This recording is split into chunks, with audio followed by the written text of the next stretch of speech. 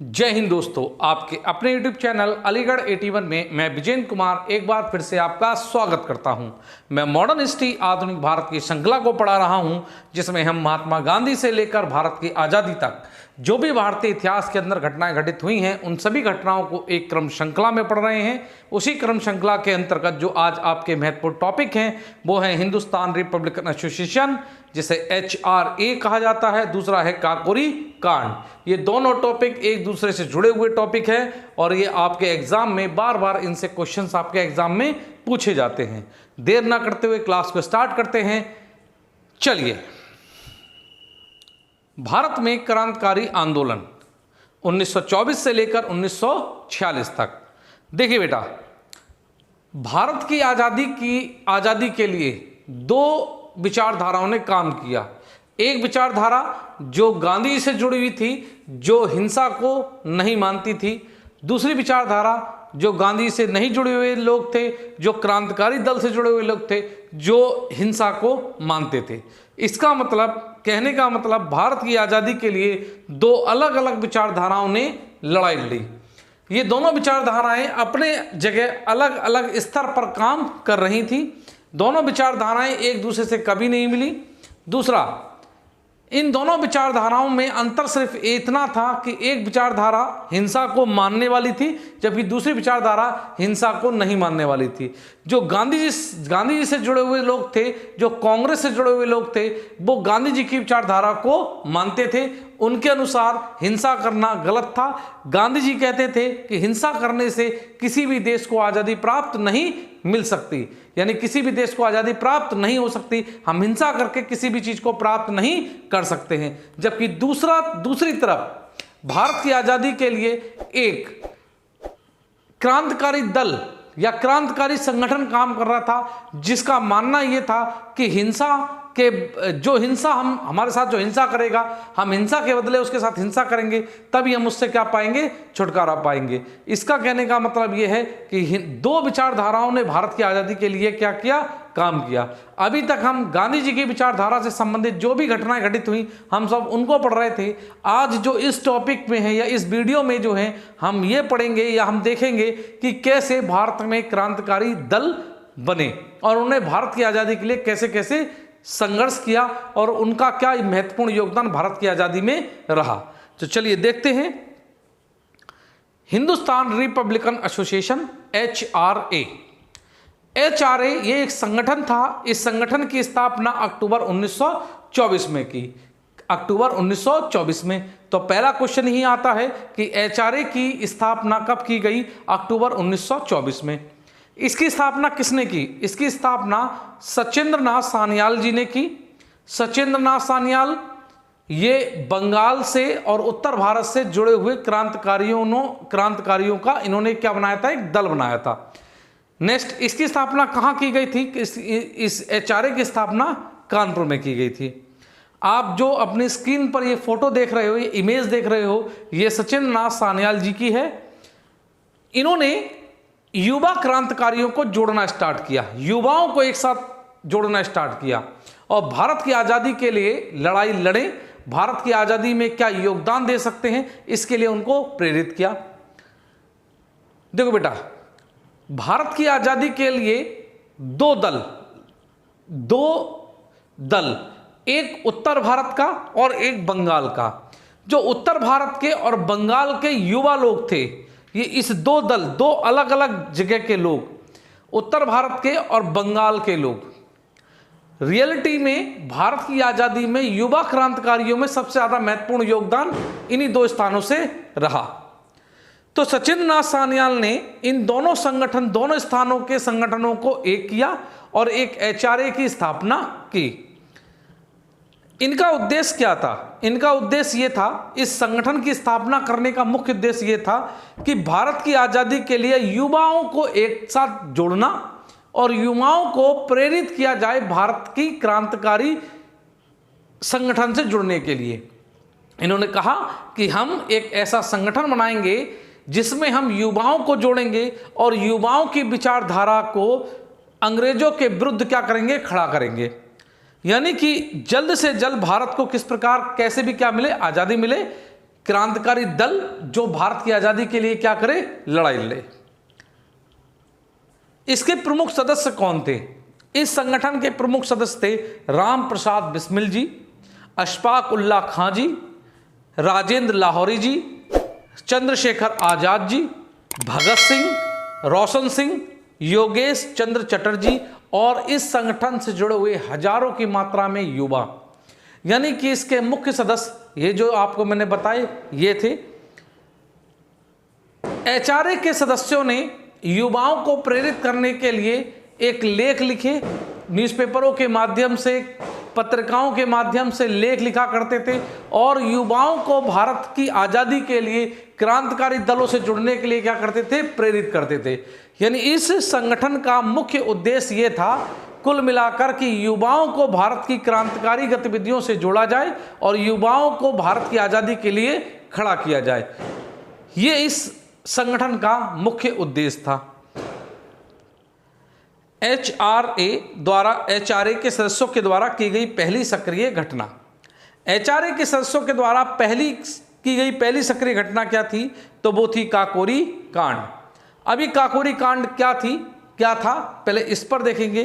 तो ये घटना कब घटित हुई थी? 9 अगस्त 1925 को घटित हुई। 9 अगस्त 1925। अभी काकोरी कांड की घटना क्या थी? दूसरा महत्वपूर्ण क्वेश्चन ये बनता है, ये घटना क्या थी? तो एचआरए के कुछ सक्रिय सदस्यों ने मिलकर 8 down Saharanpur Lucknow passenger railway गाड़ी को काकोरी नामक स्थान पर लूट लिया।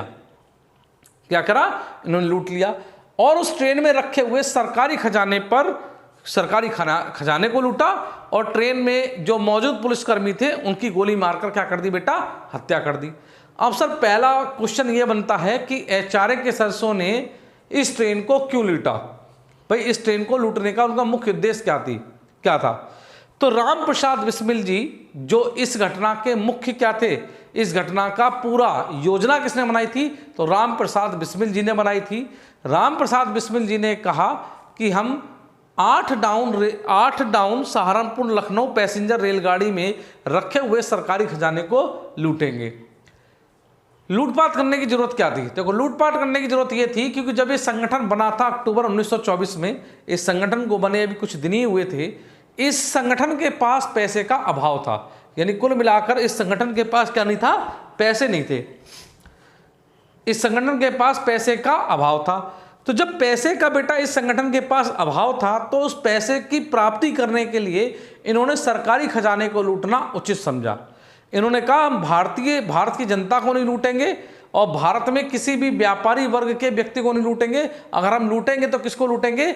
सरकारी खजाने को लूटेंगे। तब ये योजना बनाई गई कि हम क्या करेंगे, 8 down Saharanpur Lucknow passenger railway गाड़ी को लूटेंगे। इन्होंने सरकारी खजाने को लूटा, पुलिसकर्मियों को गोली मार दी। इसके बाद अंग्रेजी सरकार ने, इस घटना के बाद अंग्रेजी सरकार ने एचआरए के 40 सक्रिय सदस्यों पर मुकदमा चलाया, जिसमें 28 की क्या करी? इन्होंने गिरफ्तारी कर ली। यानी कहने का मतलब यह है कि एचआरए के इस घटना के बाद एचआरए हिंदुस्तान रिपब्लिकन एसोसिएशन के 40 सदस्यों पर मुकदमा चला, जिसमें 28 की क्या कर ली गई बेटा? इन्होंने गिरफ्तारी कर दी। 28 में से 4 को क्या सुनाई गई बेटा? फांसी की सजा सुनाई गई। यानी 4 लोगों को क्या सुनाई गई बेटा? फांसी की सजा हुई। अब वो 4 सदस्य कौन कौन से थे? तो देखो, राजेंद्र लाहौरी, रोशन सिंह, राम प्रसाद बिस्मिल और अशफाक उल्लाह खां। यानी राजेंद्र लाहौरी, रोशन सिंह, राम प्रसाद बिस्मिल और अशफाक उल्लाह खां, इन सबको क्या दी गई बेटा? फांसी की सजा दी गई। क्यों दी गई? क्योंकि ये एचआरए के सदस्य थे और इन्होंने काकोरी कांड में क्या थे? शामिल थे। इन सभी ने सरकारी खजाने को लूटा था और उस ट्रेन में बैठे हुए अंग्रेजी अधिकारी और कर्मचारियों को गोली मारकर क्या कर दी थी बेटा? उनकी हत्या कर दी थी। इस घटना के बाद अंग्रेजी सरकार ने एचआरए को एक देशद्रोही पार्टी क्या कर दिया था बेटा? घोषित कर दिया था। इस पर पूर्ण रूप से क्या लगा दिया था? प्रतिबंध भी लगा दिया था। इन 4 सदस्यों में सबसे पहले फांसी किसको हुई? राजेंद्र लाहौरी जी को हुई। और इनको कहाँ फांसी हुई थी? गोंडा जेल में। 17 दिसंबर 1927 को राजेंद्र लाहौरी जी को कहाँ हुई? गोंडा जेल में क्या दे दी गई बेटा? फांसी दे दी गई। जबकि राम प्रसाद बिस्मिल इनको इलाहाबाद जेल में हुई, रोशन सिंह को इलाहाबाद जेल में, राम प्रसाद बिस्मिल जी को गोरखपुर जेल में और अशफाक उल्लाह खां को फैजाबाद जेल में क्या दे दी गई बेटा, 19 दिसंबर 1927 को क्या दी गई बेटा, फांसी दी गई। आपके सामने जो इमेज है इसमें राजेंद्र लाहौरी, रोशन सिंह और राम प्रसाद बिस्मिल जी दिखाई दे रहे हैं। ये तीनों शहीद हमारे क्रांतिकारी दल और इनके साथ और भी जिन्होंने आजीवन क्या काटा फिर बेटा, जेलों में काटा, उम्र जेलों में काटी, पूरी जिंदगी इन्होंने भारत के लिए गवा दी। इन जैसे शहीदों के लिए हम सत सत नमन करते हैं बेटा। राम प्रसाद बिस्मिल ने ही सरफरोशी की तमन्ना अब हमारे दिल में है जैसे गीत लिखे और इस गीत के माध्यम से भारत की जनता यानी युवाओं को क्या किया बेटा, प्रेरित करने का कार्य किया था। तो ये क्या थी आपकी, ये थी काकोरी कांड की घटना। काकोरी कांड का मुख्य आरोपी चंद्रशेखर आजाद जी को बनाया, यानी जो अंग्रेजी सरकार थी उन्होंने काकोरी कांड का मुख्य आरोपी किसे बनाया, चंद्रशेखर आजाद जी को। चंद्रशेखर आजाद जी इस घटना के बाद नेपाल चले गए थे। उनको मालूम चल गया था कि अंग्रेजी सरकार क्या उनके पीछे पड़ चुकी है और उन्हें एचआरए के सदस्यों को क्या कर लिया बेटा, गिरफ्तार कर लिया है। सचिंद्र नाथ सान्याल जिन्होंने संगठन बनाया था, इनकी भी क्या कर ली गई बेटा, गिरफ्तारी कर ली गई। और इनकी गिरफ्तारी करने के बाद इनको भी क्या कर दिया गया, जेल में बंद कर दिया गया। इन्होंने जेल में ही बंदी जीवन नामक क्या लिखी थी बेटा, पुस्तक लिखी थी। एक महत्वपूर्ण प्रश्न बनता है कि बंदी जीवन, इसको पूरा कर लेना सही, बंदी जीवन नामक पुस्तक किसने लिखी थी, तो बेटा सत्येंद्र नाथ सान्याल जी ने लिखी थी। और ये वही सत्येंद्र नाथ सान्याल जिन्होंने बेटा जिन्होंने क्या किया था, जिन्होंने एचआरए का क्या किया था, गठन किया था।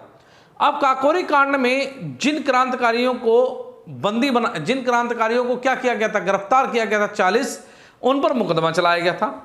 अब उन पर मुकदमा चलाया गया था तो बेटा उनको बचाने के लिए, उन क्रांतिकारियों को बचाने के लिए एक समिति का क्या किया गया बेटा, गठन किया गया।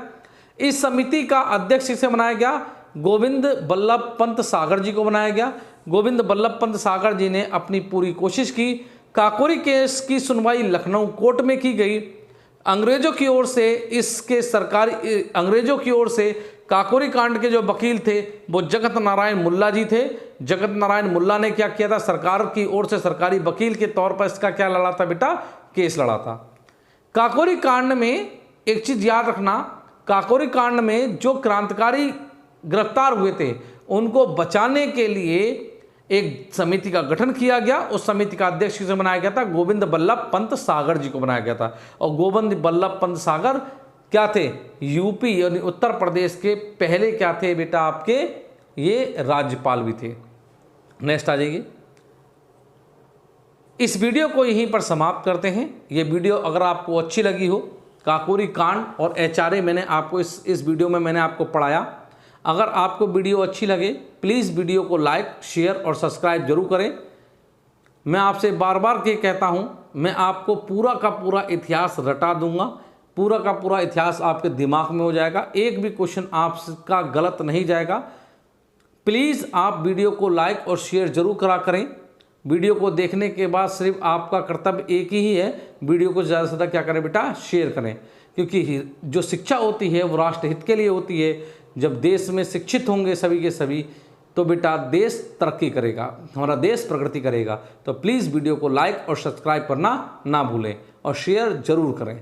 बेल आइकॉन को दबा लें जिससे आपको क्या मिले, नोटिफिकेशन मिले। देर ना करते हुए इस वीडियो को यहीं पे समाप्त करता हूँ। चलिए मिलते हैं नेक्स्ट वीडियो के अंदर या नेक्स्ट क्लास में।